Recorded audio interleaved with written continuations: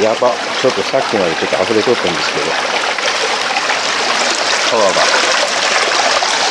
結構こんな感じで溢れてますね。やば、泥だらけ。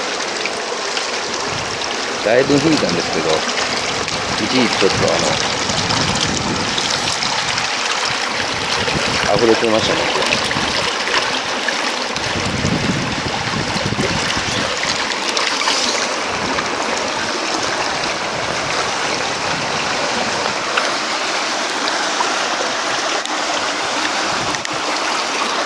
水は恐ろしいですね。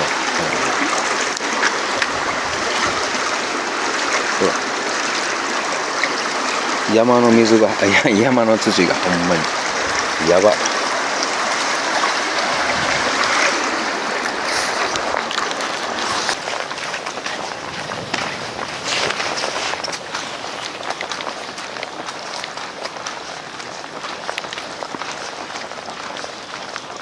やばいですよ、これ、道が。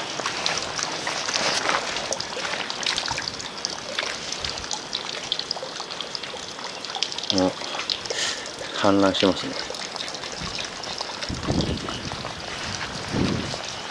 ちょっとこの辺も低いんで、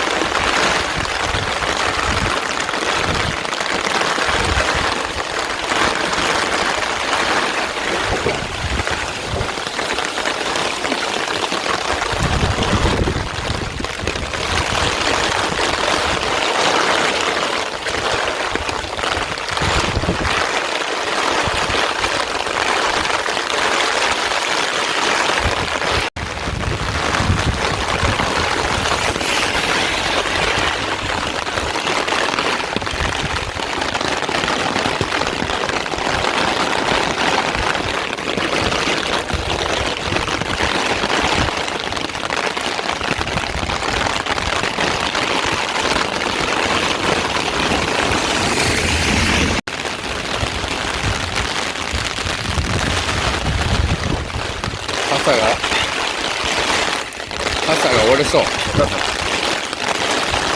折れるやつやな、これ。